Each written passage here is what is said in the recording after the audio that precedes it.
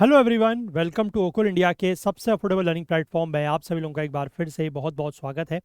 17 जुलाई 2026 Friday यानी शुक्रवार का दिन और द इंडियन एक्सप्रेस के डेली न्यूज़ एनालिसिस के साथ मैं शांतनु सनवाल एक बार फिर से आपके सामने हाजिर हूँ।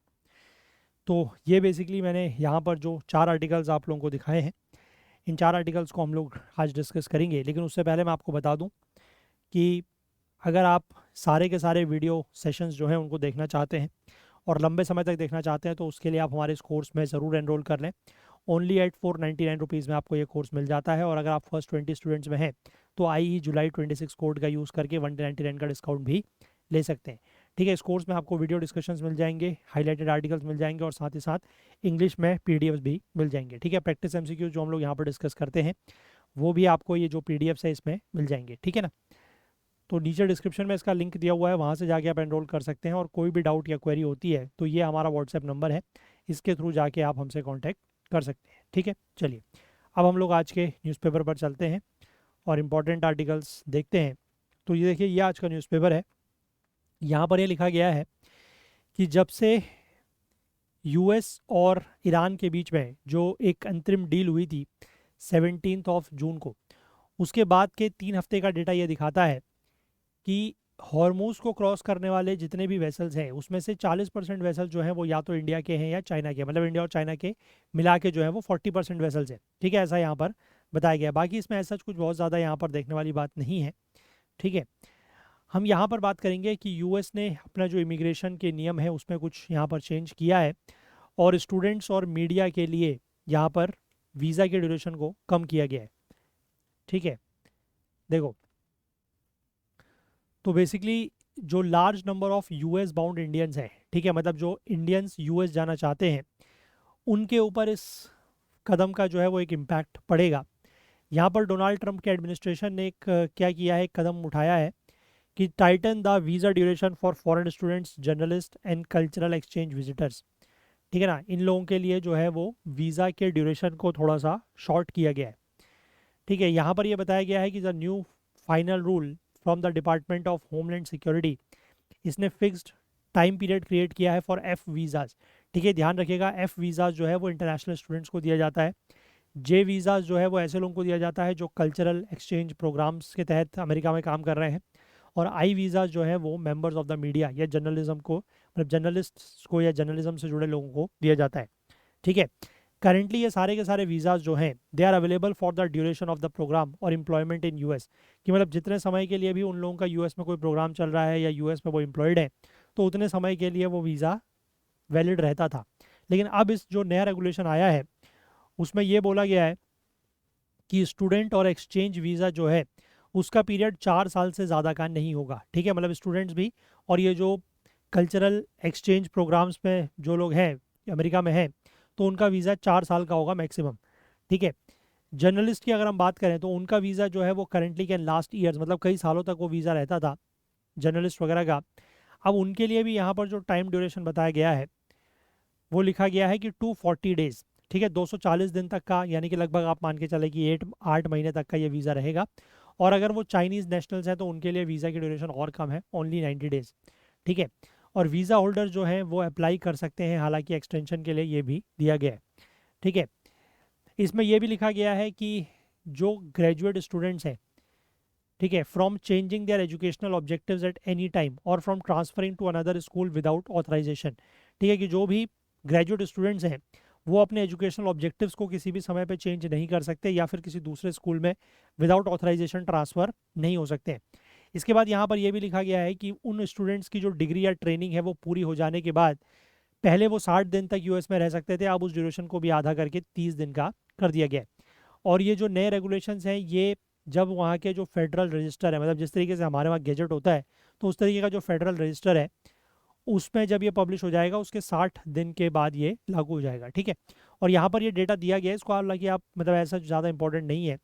ठीक है, कि इंडियन स्टूडेंट्स के लिए अगर हम बात करें तो यूएस जो है वो एक फेवर्ड डेस्टिनेशन है हायर एजुकेशन के लिए, है ना। यहाँ पर डेटा दिखाया गया है जनवरी 2025 तक का कि लगभग 3 लाख इंडियन स्टूडेंट जो है वो यूएस में mostly graduate master programme in STEM, that is science, technology, engineering and mathematics field में है। तो इस तरीके का डेटा यहाँ पर दिया गया है, आप इसको एक बार पढ़ लीजिएगा, मैं आर्टिकल आप लोगों के साथ शेयर कर दूंगा। ठीक है, चलिए आगे बढ़ते हैं, जो और आर्टिकल्स हैं वो हम लोग देखते हैं। तो यहाँ पर एक्सप्लेन पेज से पहले एक आर्टिकल है, उसके बाद एक्सप्लेन पेज पर चलेंगे। यहाँ पर लिखा गया है कि Skyroot to launch Vikram 1 orbital rocket tomorrow. ठीक है, स्काई, ये स्काई रूट क्या है? स्काई रूट एक स्पेस टेक का स्टार्टअप है, ठीक है, प्राइवेट कंपनी है स्काई रूट एरोस्पेस। ये अटेम्प्ट करेगा अपना first orbital launch of its indigenously developed rocket. Indigenously developed rocket है, रॉकेट का नाम है विक्रम 1। सैटरडे यानी कि कल 18 जुलाई को सुबह 11:30 बजे जो है ये लॉन्च किया जाएगा। और कहाँ से किया जाएगा? वही जो हमारा प्रीमियम स्पोर्ट यानी कि सतीश धवन स्पेस सेंटर है श्रीहरिकोटा में, वहाँ से। ठीक है, इस मिशन का जो नाम है, नाम रखा गया है आगमन। आगमन का मतलब होता है अराइवल। ठीक है, ये बेसिकली इंडिया के जो प्राइवेट स्पेस सेक्टर है उसमें एक इंपॉर्टेंट माइलस्टोन साबित होगा। Nation's first ever attempt to place a payload into an orbit using a completely privately developed launch vehicle. ठीक है, ध्यान रखिएगा कि ये हमारे देश में इस तरीके का पहला अटेम्प्ट हो रहा है कि किसी भी पेलोड या सैटेलाइट वगैरह को ऑर्बिट में प्लेस करना और using a completely privately developed launch vehicle. ठीक है, प्राइवेटली डेवलप्ड लॉन्च व्हीकल के तहत किसी भी पेलोड को ऑर्बिट में प्लेस करने का ये पहला प्रयास है हमारे देश में। ठीक है, इसके बाद यहाँ पर लिखा गया है कि even in its first flight ये कुछ टेक्नोलॉजी डेमोन्स्ट्रेशंस जो है वो कैरी करेगा from the Indian earth observation nano satellite maker Grahaa Space. ठीक है, मतलब इनसे कुछ चीज़ें ये वहाँ पर लेके जाएगा। Indian space debris removal company Cosmoserve, space component developer Dcubed and its own scope satellite. ठीक है, ये बेसिकली इंपॉर्टेंट फ्लाइट डेटा जो है वो सारा का सारा कलेक्ट करेंगे। और इसके अलावा विक्रम 1 जो है that will also carry a diamond art piece called cosmic bloom from Cosmos Diamonds and micro art piece. ये चीज़ें वो कैरी करेगा। विक्रम 1 लैंडर, इसकी अगर हम बात करें, सॉरी लॉन्चर, इसकी अगर हम बात करें तो इसका नाम जो है वो डॉक्टर विक्रम साराभाई के नाम पर रखा गया है, who is the father of Indian space programme. The launcher stand 7 storey stall. ठीक है, 7 स्टोरी स्टॉल यानी कि 7 मंजिले के बराबर का लगभग इसकी हाइट है। यहाँ पर आपको ये दिख भी रही है, हालांकि ऐसा अंदाज नहीं आ रहा है, बट 7 स्टोरी स्टॉल है ये। ठीक है, it's engineer to deliver small satellites weighing up to 350 kilogram to the LEO that is low earth orbit. यानी कि 350 किलोग्राम तक का पेलोड या सैटेलाइट लो अर्थ ऑर्बिट में इसके थ्रू पहुंचाया जा सकता है, इसके लिए इसको डिज़ाइन किया गया है। ठीक है, for this launch it is targeting a 450 kilometre orbit at a 60 degree inclination. हालांकि अभी जो ये लॉन्च हो रहा है उसमें इसका टारगेट है 450 किलोमीटर ऑर्बिट और 60 डिग्री के इंक्लिनेशन पे। ठीक है, इसके बाद यहाँ पर यह भी लिखा गया है कि स्काई रूट का जो ये विक्रम 1 है, इसके साथ साथ इसरो यानी कि इंडियन स्पेस रिसर्च ऑर्गेनाइजेशन का खुद का जो स्मॉल सैटेलाइट लॉन्च व्हीकल और अग्निकुल का जो अंडर डेवलपमेंट रॉकेट्स है, they are set to expand India's capability to launch satellites in this region of space. मतलब ये लियो का जो रीजन है वहाँ पर हमारी जो कैपेबिलिटी है सैटेलाइट लॉन्च करने की वो इनसे बढ़ेगी। ठीक है, एक तो जो इसरो का खुद का ये स्मॉल सैटेलाइट लॉन्च व्हीकल है दैट इज SSLV, और जो अग्निकुल का इस तरीके के रॉकेट्स हैं वो।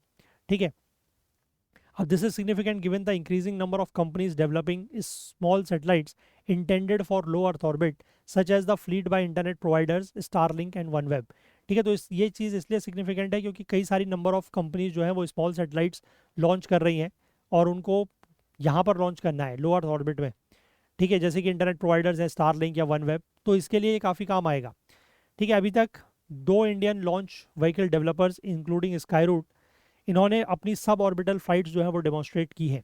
सब ऑर्बिटल फ्लाइट्स का मतलब वो है कि vehicles that take the satellite to outer space. Outer space मतलब कार्बन लाइन से ऊपर तो वो उन सैटेलाइट्स को ले जाते हैं, है ना, लेकिन उनमें इतनी वेलोसिटी नहीं होती है कि वो उस सैटेलाइट को ऑर्बिट में प्लेस कर सके, तो they are known as sub orbital flights. ठीक है, तो इस तरीके की सब ऑर्बिटल फ्लाइट्स को तो डेवलप किया गया है, लेकिन ये पहला ऐसा प्रयास है कि कोई प्राइवेटली डेवलप्ड, पूरी तरीके से प्राइवेटली डेवलप्ड जो है वो ऐसा एक लॉन्चर बनाया गया है जिससे हम लो अर्थ ऑर्बिट तक पहुंच सकते हैं। ठीक है, बात क्लियर है? चलिए, तो कल को ये लॉन्च होगा, इसके बारे में जो भी इंपॉर्टेंट था वो मैंने आपको यहाँ पर बता ही दिया है। इसके बाद आगे चलेंगे, यहाँ पर 2 आर्टिकल्स हम लोगों ने देखने हैं। हालांकि ये जो आर्टिकल है Nolan's vision and India's screen, यहाँ पर इसकी एक मूवी जो है नोलन की दैट इज़ द ओडिसी, ये रिलीज़ होने वाली है ना, आज रिलीज़ होने वाली है। लेकिन इसको लेकर जो मतलब यहाँ पर इन्होंने दिया गया है कि किस तरीके से फिल्म को जो है वो रिकॉर्ड किया गया है, उसमें कुछ कैमरेज की स्पेसिफिकेशन वगैरह दी गई हैं। ठीक है, वो बहुत ज़्यादा इंपॉर्टेंट नहीं है because that is too much technical. ठीक है, तो वो हमारे काम का नहीं है। हम लोग यहाँ पर जो काम का आर्टिकल है वो देखते हैं कि Vaishno Devi silver row, how the shrine stores and guard offerings. ठीक है, जब से ये अयोध्या के राम मंदिर में जो चंदे की चोरी का मामला है ना, जब से ये खबर चर्चा में आई है, तब से इस तरीके के कई सारे और टेम्पल्स को लेकर भी इश्यूज सामने आ रहे हैं। ठीक है, अब ये जम्मू कश्मीर में जो माता वैष्णो देवी का मंदिर है वहाँ का भी केस सामने आ रहा है। अभी कुछ दिनों पहले उत्तराखंड में ही जो बद्रीनाथ का टेम्पल था वहाँ भी ऐसे कुछ मामले सामने आए थे, उसमें कुछ गिरफ्तारी वगैरह भी हुई थी। ठीक है ना। तो यहाँ पर देखिए क्या मामला है। तो यहाँ पर जम्मू की कोर्ट जो है वो एक याचिका की सुनवाई कर रही है, जिसमें ये कहा गया है कि पॉसिबली ये क्लेम किया गया है adulteration and misappropriation of silver worth around 550 crore donated by devotees as the Shri Mata Vaishno Devi shrine.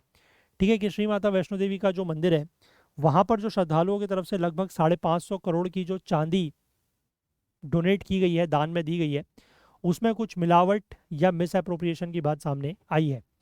ठीक है, ये कंट्रोवर्सी बेसिकली तब शुरू होती है जब ऐसी कुछ रिपोर्ट्स आती हैं कि लगभग जो 20 टन चांदी वहाँ पर इकट्ठा हुई है, ठीक है, उस 20 टन चांदी में एक्चुअली जो सिल्वर है वो लगभग सिर्फ 5 से 6% के आसपास है। ठीक है, तो जो कंप्लेनेंट है, जो शिकायत करता है, उसने इसमें इन्वेस्टिगेशन या जांच की मांग की है कि ये देखने के लिए कि क्या जो डिवोटीज़ हैं they had been sold fake silver articles, कि क्या उनको जो है वो फेक सिल्वर आर्टिकल्स बेचे गए हैं, और whether genuine silver offerings had been diluted and pilfered after their receipt. और क्या ऐसा हुआ है कि मतलब या तो चांदी जो है ये नकली चांदी है तो ये कहाँ से आई है ना, या तो ये ऐसा हुआ है कि असली चांदी लोगों ने दान की, उसके बाद इसमें कुछ डाइल्यूशन किया गया है या कुछ चोरी वगैरह की गई है। तो इसकी जांच की उन्होंने मांग की है। ठीक है, देखो अब यहाँ पर इस मंदिर में क्या चढ़ावा चढ़ता है, तो उसकी अगर हम बात करें तो हर साल लगभग 1 करोड़ के आसपास श्रद्धालु जो है वो इस मंदिर में आते हैं। ठीक है, जम्मू कश्मीर के जम्मू डिवीज़न के त्रिकुटा हिल्स में ये टेम्पल सिचुएटेड है। कॉमनली लोग जो डोनेट करते हैं वो क्या होता है, कैश, गोल्ड और सिल्वर आइटम्स। ठीक है, पहले बेसिकली जो गोल्ड की अगर हम बात करें तो हर साल लगभग 2 से 2.5 किलो के आसपास सोना यहाँ पर चढ़ता था, लेकिन अब क्योंकि सोने के दाम जो है वो बढ़ गए हैं तो लगभग अब 1 किलो के आसपास हर महीने, एवरी मंथ है ये, सॉरी ईच मंथ। ठीक है, हर मंथ 2 से 2.5 किलो पहले चढ़ता था और अब प्राइस बढ़ने की वजह से लगभग ये 1 किलो के आसपास हो गया है एक महीने में। ठीक है, चांदी की जो ऑफरिंग्स हैं वो लगभग 100 किलो के आसपास होती है हर महीने। ठीक है, छत्र के रूप में, छत्र मतलब अम्ब्रेला या पैरासोल्स, इस रूप में, या फिर सिल्वर कॉइन्स या ऑर्नामेंट्स के रूप में जो है वो चांदी चढ़ाई जाती है। ठीक है, ये जो डोनेटेड छत्र हैं या कॉइन्स हैं या ऑर्नामेंट्स हैं, they have now reportedly been found to contain a very low proportion of the metal. तो इसी में ये पाया गया है कि इसमें मतलब टोटल इसका जो ग्रॉस वेट है वो तो काफ़ी ज़्यादा है, बट उसमें जो प्योर मेटल प्रेजेंट है, यानी कि जो प्योर उसमें सिल्वर प्रेजेंट है, वो बहुत कम है। ठीक है, अब श्राइन्स के ऑफिशियल्स का ये कहना है कि they have found no purity issues with the gold items donated at the shrine, कि वहाँ पर जो सोना चढ़ाया जाता है उसमें इस तरीके का कोई प्योरिटी का इशू नहीं है, लेकिन ये सिल्वर की जो डोनेशन है, सिल्वर के जो आइटम्स हैं उसमें है। ठीक है, उनका ये कहना है कि अभी भी जो गोल्ड ऑफरिंग्स है उसमें 70 to 75% प्योर गोल्ड जो है वो पाया जाता है, ऐसा टेस्ट करके पता लगा है। ठीक है, लेकिन उनका ये भी कहना है कि दैट दिस प्योरिटी में also decline in the future, हो सकता है कि फ्यूचर में गोल्ड की प्योरिटी भी कम हो जाए, क्योंकि गोल्ड के एक तो प्राइस बढ़ रहे हैं और साथ ही साथ अब जो है वो गोल्ड के 16 ग्राम, 14 ग्राम और इवन 1 ग्राम की गोल्ड ज्वेलरी जो है वो भी मार्केट में मिल रही है। तो इसलिए ये भी हो सकता है कि इन फ्यूचर जो है वो गोल्ड के भी प्योरिटी को लेकर सवाल उठे, बट अभी ऐसा कुछ नहीं है। अब ये कंट्रोवर्सी कैसे शुरू हुई, देखो यहाँ पर श्री माता वैष्णो देवी श्राइन बोर्ड ने रिपोर्टेडली सेंड किया था लगभग 20 टन के आसपास एक्यूमुलेटेड सिल्वर, और ये कहा था कि इसकी जो कीमत है वो लगभग 550 करोड़ के आसपास है। इसको इन्होंने टेस्टिंग के लिए, मेल्टिंग के लिए और प्रोसेसिंग के लिए भेजा to a government mint outside Jammu and Kashmir. ठीक है, अब जब इस मेल्टेड मटेरियल को टेस्ट किया गया उसकी प्योरिटी चेक करने के लिए, तो पाया गया कि उसमें सिर्फ 5 से 6% सिल्वर है बस, बाकी उसमें जो है वो कैडमियम, आयरन या चीप मटेरियल्स हैं। ठीक है, कैडमियम जो है वो एक चीप मेटल होता है, टॉक्सिक भी है और देखने में वो सिल्वर की तरह लगता है। ठीक है, अब यहाँ पर जो सवाल खड़ा होता है वो ये है कि were the offerings made by the devotees made of adulterated silver in the first place, कि या तो जो लोगों ने चढ़ावा चढ़ाया है, जो श्रद्धालुओं ने चढ़ावा चढ़ाया है, क्या वही अडल्ट्रेटेड था, और या फिर ये लिखा है कि क्या अडल्ट्रेशन जो है वो डोनेशंस होने के बाद किए गए हैं। ठीक है, अब how are these offerings tracked at the shrine, अब ये जो भी ऑफरिंग्स वहाँ पर आती है इसको कैसे ट्रैक किया जाता है, तो जो श्राइन कॉम्प्लेक्स के अंदर, यानी कि जो मंदिर का परिसर है उसके अंदर जो दान पात्र या डोनेशन बॉक्सेस रखे होते हैं, लोग वहीं पर गोल्ड, सिल्वर या कैश जो भी उन्हें जमा करना होता है वो वहाँ पर उन डोनेशन बॉक्सेस में या दान पेटियों में डाल देते हैं। ठीक है, ये जो बॉक्सेस हैं इनको डबल लॉक किया जाता है और साथ ही साथ 24 घंटे 24/7 सीसीटीवी के सर्विलांस में रहते हैं और इनको सीआरपीएफ के जो जवान हैं वो इनको गार्ड करते हैं। ठीक है, और जो श्राइन बोर्ड के गार्ड्स हैं वो भी इनकी रखवाली करते हैं। अब जब ये बॉक्स भर जाते हैं तो एक एसडीएम ऑफिसर का रैंक का ऑफिसर जो है और श्राइन बोर्ड के जो ऑफिशियल हैं वो उनको ओपन करते हैं और कैश को काउंट करते हैं। ठीक है, गोल्ड एंड सिल्वर आइटम्स को जो है वो अलग अलग सेपरेटली वे किया जाता है, उनको मतलब वजन किया जाता है और उसके बाद उनको पैकेट्स में सील्ड कर दिया जाता है ताकि उनको स्ट्रॉन्ग रूम में सेफ कस्टडी में रखा जाए। ये जो पूरी की पूरी प्रक्रिया या एक्सरसाइज है ये भी सीसीटीवी के अंदर में ही की जाती है और जो स्ट्रॉन्ग रूम है उसको भी राउंड द क्लॉक यानी कि वही 24/7 सीआरपीएफ के जवान या पर्सनल जो है वो गार्ड करते हैं। ठीक है, लगभग 5 से 6 महीने के बाद जब एम्पल अमाउंट में ये गोल्ड और सिल्वर आइटम्स इकट्ठे हो जाते हैं तो फिर इनको कटरा लाया जाता है। ठीक है, जो मतलब ये वो शहर है जहाँ से इस मंदिर की जो पैदल यात्रा है वो शुरू होती है, तो वहाँ लाया जाता है, कभी हेलीकॉप्टर में लाया जाता है ना, और सीआरपीएफ जवानों की निगरानी में और श्राइन बोर्ड ऑफिशियल्स और एसडीएम की निगरानी में इसको वहाँ पर लाया जाता है। ठीक है, उसके बाद इन पैकेट्स में लगी हुई सील को चेक करते हैं और उसके बाद इनको फिर से जो है जो श्राइन बोर्ड का ऑफिस है वहाँ पर एक और स्ट्रॉन्ग रूम में रखने से पहले फिर से इनका वजन किया जाता है और उसके बाद फिर से इनको जो सीएपीएफ है उसके पर्सनल के द्वारा गार्ड किया जाता है। ठीक है, अब जो मेल्टेड मेटल है उसका क्या करते हैं, देखो जो गोल्ड एंड सिल्वर आपको मिलता है, मतलब जो चढ़ावा चढ़ाया है उसको मेल्ट करने के बाद जो प्योर फॉर्म में गोल्ड और सिल्वर मिलता है उससे बेसिकली श्राइन बोर्ड जो है वो कॉइन्स बनाते हैं। ठीक है, from the government mint itself with a photograph of Mata Vaishno Devi inscribed on them. ठीक है, सोने मतलब इसमें सोने और चांदी के वो सिक्के बनाते हैं और वो माता वैष्णो देवी की उसमें फोटोग्राफ्स वगैरह बनी होती हैं। उसके बाद ये कॉइन्स जो हैं वो श्राइन बोर्ड के द्वारा पिलग्रिम्स को बेचे जाते हैं और उनमें ये कहा जाता है कि इनकी प्योरिटी जो है वो 99.9% है। ठीक है, तो मतलब इसका पूरा का पूरा जो एक आप कह सकते हैं कि एक चेन है। ठीक है, वो कैसे काम करती है वो समझ गए, बट उसमें ये मामला जो सामने आया है कि इसमें बहुत ज़्यादा एडल्ट्रेशन है। अब वो देखना होगा कि क्या इन्वेस्टिगेशन में निकल के आता है। ठीक है, चलिए, तो इसके बाद हम यहाँ पर बात करेंगे Argentina's Falklands banner political gestures at World Cups and FIFA rules. अभी बेसिकली यहाँ पर एक जो है वो इशू सामने आया है और वो इशू क्या है, देखिए अभी 2 दिन पहले जो अभी फीफा वर्ल्ड कप चल रहा है, फुटबॉल का जो वर्ल्ड कप चल रहा है उसके सेमीफाइनल मैच में अर्जेंटीना ने इंग्लैंड को हराया। ठीक है, 2-1 से अर्जेंटीना ने इंग्लैंड को हराया और उसके बाद अर्जेंटीना के player that is Lautaro Martinez और जियोवेनी लो कैल्सो, इन्होंने एक बैनर दिखाया। ठीक है, उस बैनर में लिखा हुआ था लास मालविनाज सन अर्जेंटीनाज। ठीक है, इस तरीके का बैनर था, मैं पहले आपको इमेज दिखा देता हूँ। ठीक है, ये मतलब मैच खत्म होने के बाद इन्होंने इस तरीके का बैनर जो है वो यहाँ पर दिखाया। ठीक है, अब इस बैनर में जो चीज़ लिखी थी इसका मतलब है कि द फाल्कलैंड आइलैंड्स, जिसको मालविनाज भी कहते हैं वहाँ की लोकल लैंग्वेज में, that is they are Argentine. ठीक है, Argentina fans had been banned from carrying Falkland flags into the World Cup semifinal.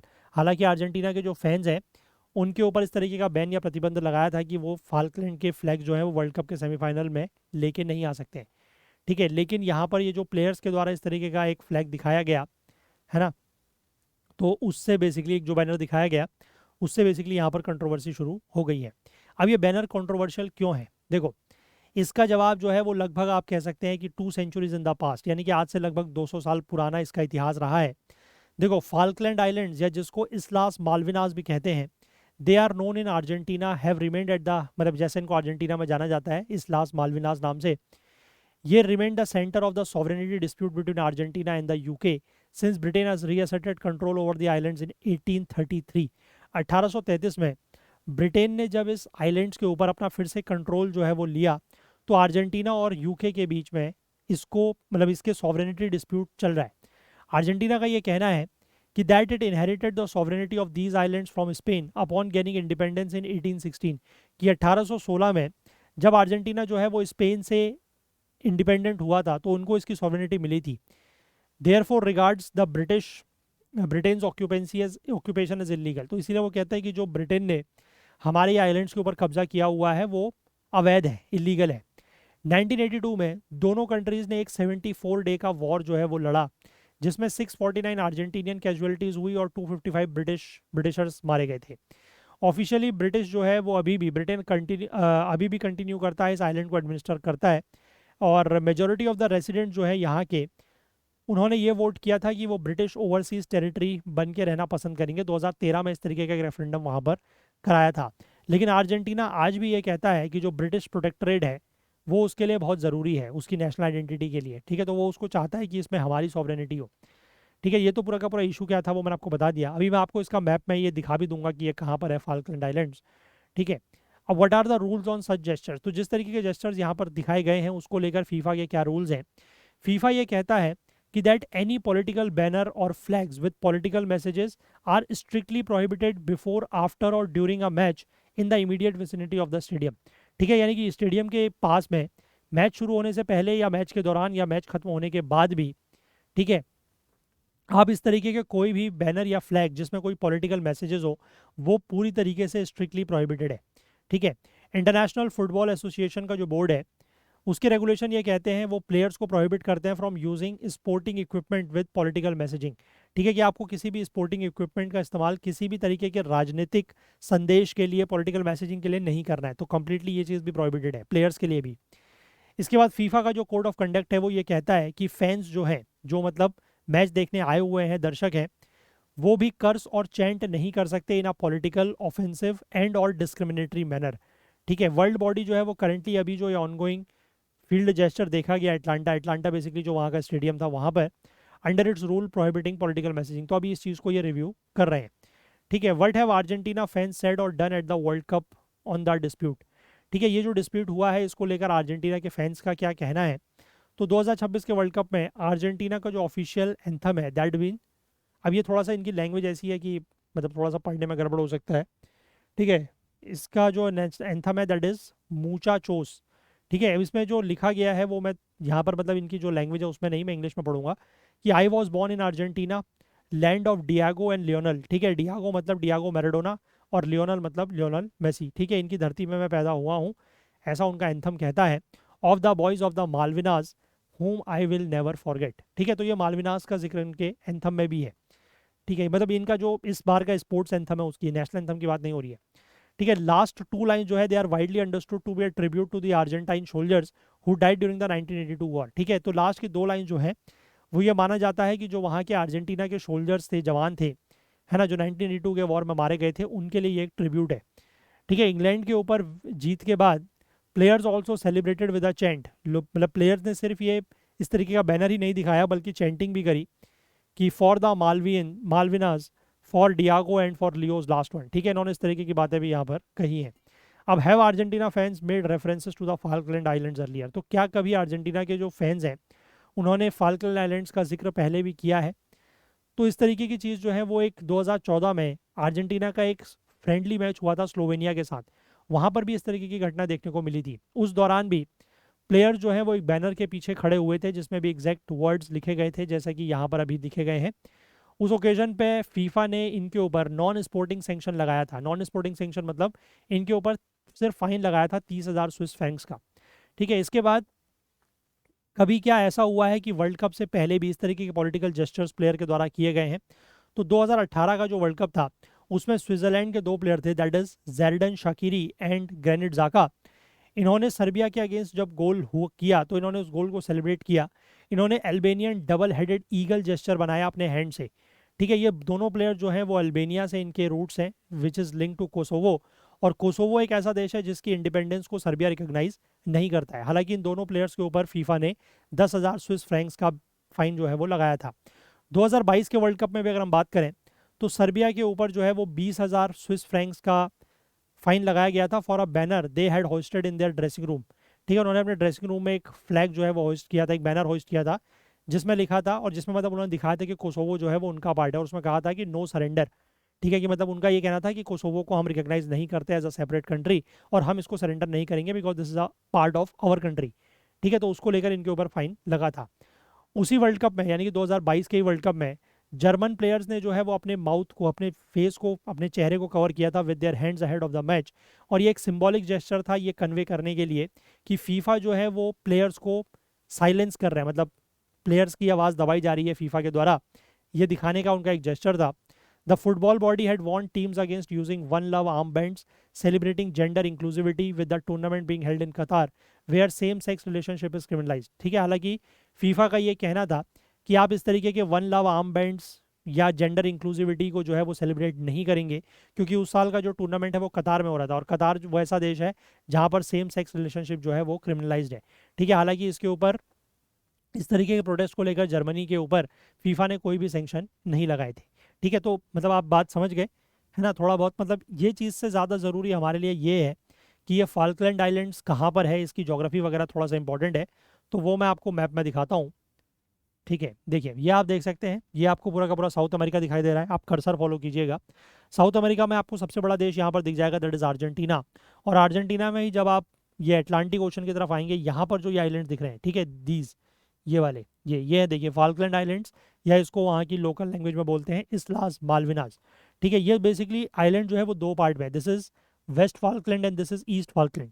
और इनके बीच में जो ये आपको एक स्ट्रेट दिखाई दे रही है, ये भी इंपॉर्टेंट है, इसका नाम याद रखिएगा, दिस इज फाल्कलैंड साउंड, इसको फाल्कलैंड साउंड बोलते हैं। ठीक है, फाल्कलैंड साउंड जो है वो स्ट्रेट है जो कि फाल्कलैंड आइलैंड्स को दो पार्ट में डिवाइड करता है, waste Falkland and east Falkland. और इसकी जो कैपिटल है दैट इज स्टैनली, वो यहाँ पर है। ठीक है, ये बात समझ गए।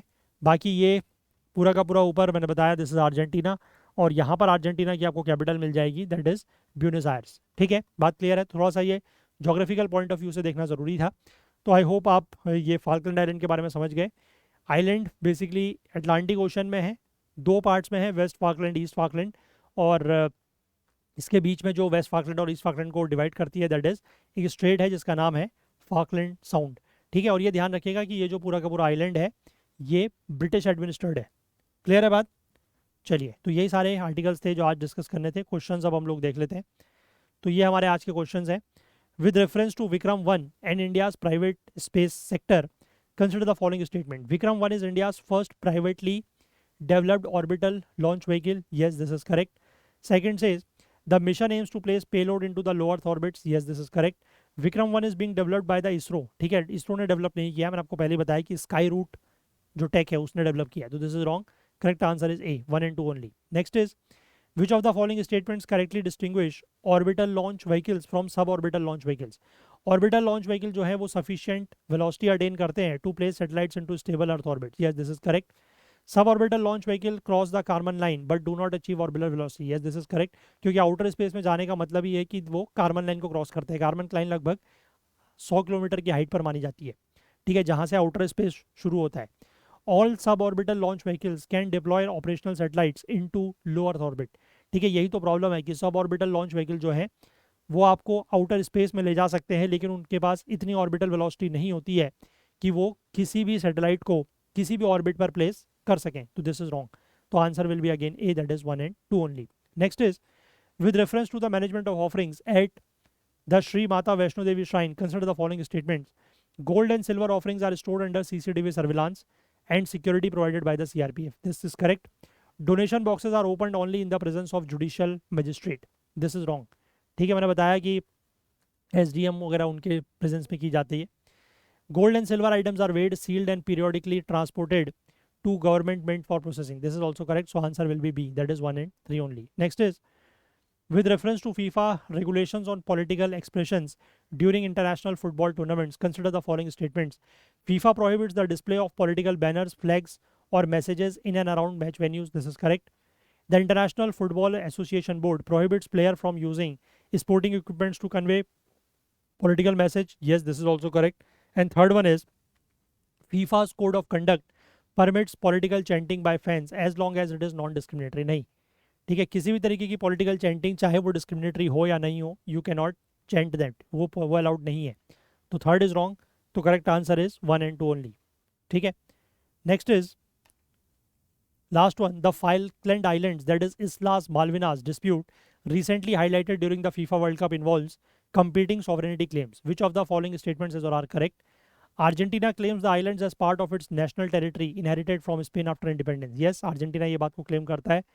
United Kingdom has administered the island since reasserting control in 1833. This is also correct. In 2013 referendum, the majority of Falkland Islanders, मतलब जो वहाँ के लोग हैं, they voted in favor of becoming an independent sovereign nation. नहीं, इन्होंने ये vote किया था कि वो ब्रिटिश सब्जेक्ट बन के या ब्रिटिश सॉवरेनिटी में रहना पसंद करते हैं। ठीक है, तो third is wrong, 1 and 2 is correct. तो आंसर विल बी सी।